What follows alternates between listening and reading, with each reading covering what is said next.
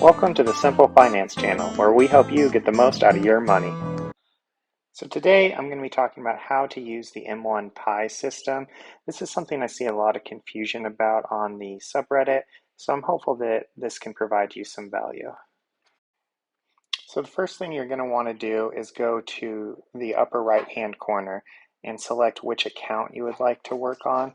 For this example, I'm going to be working with my taxable account. If we scroll down the page, we can now see my complete pie. So my pie has 3 slices. You can see that I have VXUS as one slice, and then I have 2 separate pies that are what I like to call sub pies. So they're pies that I've put within my main pie. I think this is a place where a lot of people get confused because they go under research and make a pie, and then they just put this one pie as 100% of their main pie. And then this gets quite confusing because when you then look at your slices, you'll just have one pie as 100% of your holdings. But I believe it's much better to do where you can see I've circled and put edit. If you just put all of your holdings in this pie, it makes it a lot simpler to manage.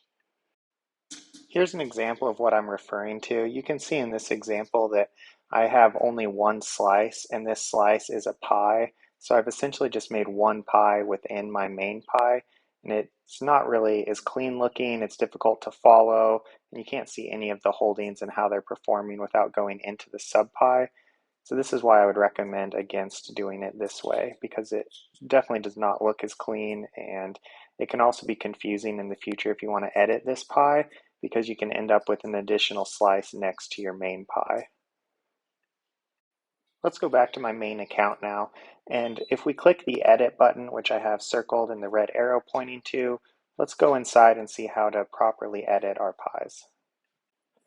Now that we're in the edit pies, you can see my 3 slices. However, you're still unable to see what is inside these slices, so I can get to how to do your sub pies in a moment. But for now, let's look at how I have this set up. So you can see that I have my US stocks in one pie, my international small cap value as one pie, and then just a broad market international fund. I would recommend to keep things as simple as possible, and as few holdings as possible would be ideal. If I would like to edit any of my holdings within my main pie, this is where I would do that. I would not go here if I wanted to edit any of my subholdings. For example, if I would like to change the holdings inside my pie that is called US stocks taxable, I would not do that from this screen. This is only going to be your main pie and not have any control over your sub pies. Another thing that is important to remember is that all of these pies have to always add up to 100%. That's something I see a lot of confusion on, where people want to set a pie percentage, or a slice, I should say, to 1% without changing any of their other holdings. As you can see, this doesn't make sense because you would have 101%. So you'll have to decrease something by 1% if you would like to increase something else by 1%. Another thing to keep in mind is that if you set a holding to 0%, it will automatically be sold. Another question I see commonly that people have is they would like to remove a slice but not have that money be reinvested. This is actually a pretty confusing process. So the way that you would like to do this is to do a manual sell of the entire amount plus a little bit extra just to be safe, and then turn off auto invest. Then you want to wait until M1 has actually sold all of this holding and then remove it from your pie. If you just remove the slice or set it to 0%, then even if your auto invest is turned off, it will automatically reinvest the money into other holdings. This may change in the future, but this is how it currently works in April of 2022. So for this next part, let's look at how we can edit these sub pies. What I mean by sub pies is here we're back at my main pie, and you can see that I have 3 slices. So VXUS is just a holding, it's an ETF, but the other 2 slices are actually pies within my main pie. So I'm going to refer to these as sub pies.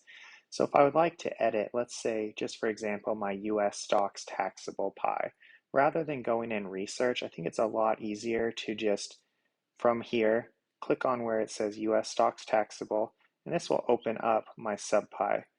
We can then scroll down and look at what's in my pie. So from here, you can see that I just have three ETFs. I have NTSX, VTV, and VPU. So let's say I would like to edit this subpie and change something in here. The way I would do this is I could just click edit, and it's the exact same process that we have already looked at. So if I would like to add something to this, you can actually create pies within pies within pies. I would really recommend against this because it can become quite confusing, but you could certainly do that. So right here we can see I can edit up or down the percentages, but again, it has to always add up to 100%. Another thing, so let's say I wanted to add something to this, I could just click add slice here, and then you can do all sorts of things. So if I want to add individual stocks, that would be here. If I want to add ETFs, I would just click funds, and I could select what funds I wanted to add.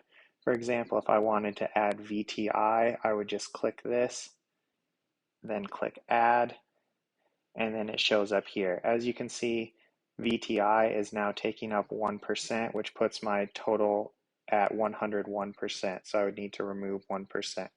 So I would need to, for example, just remove 1% here, and then it would be at 100%.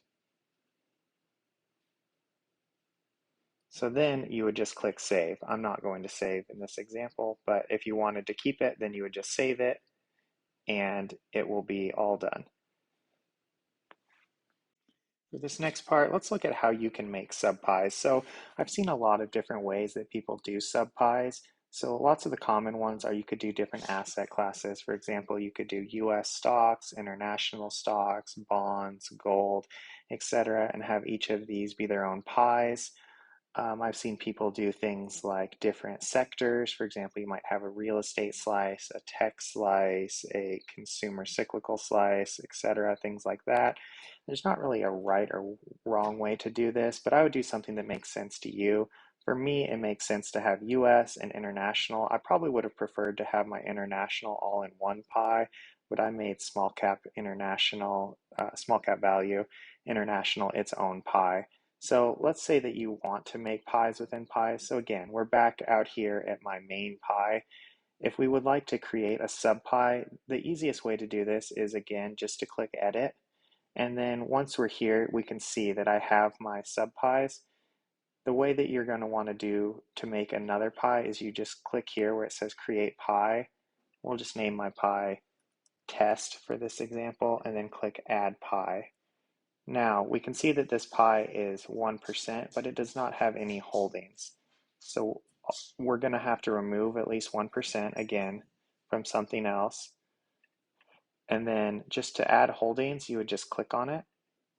And then you can add your slices to make your sub pie. So for example, let's say in my test pie, I want something like Apple. We would just click add.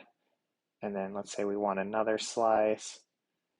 You could just do something like, again, VTI, add, and then here's my pie. So it has Apple and VTI. We would just save this, and then that would be it. So that's how you do it. And from here, you can just, I'm going to exit out, create your pies within pies. So that's how you're going to want to do that. An alternative way to do this is you can click up here where it says research, and then you can go down here to my pies. So let's say we want to create a new pie, we can create it here, and we'll just name this again test. So from here we can then again add slices for, let's just add Apple, Microsoft, and Google for our example. We would click add, and then we would click save.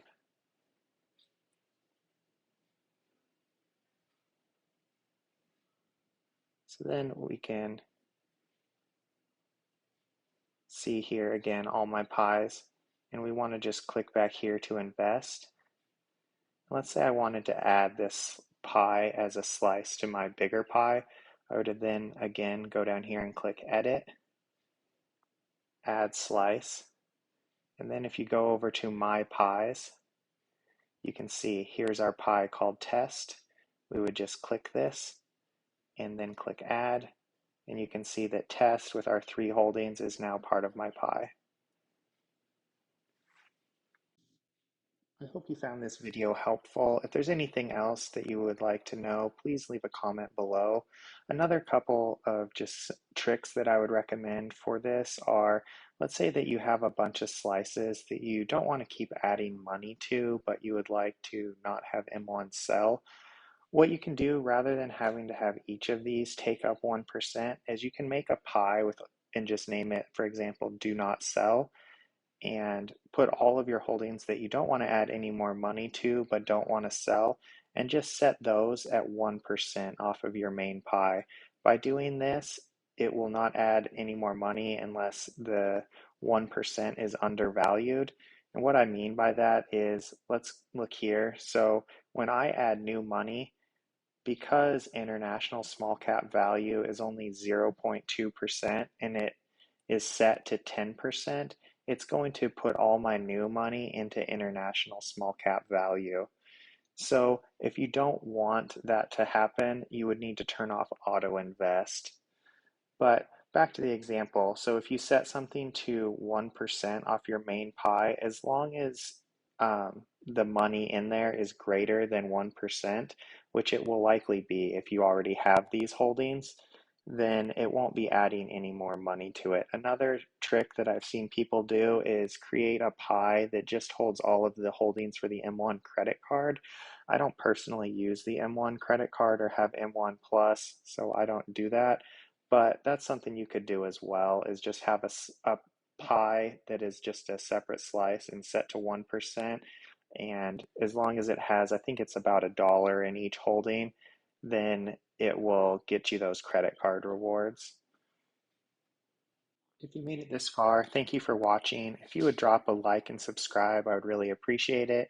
And any questions you have, please drop them down in the comments section. Until next time, bye.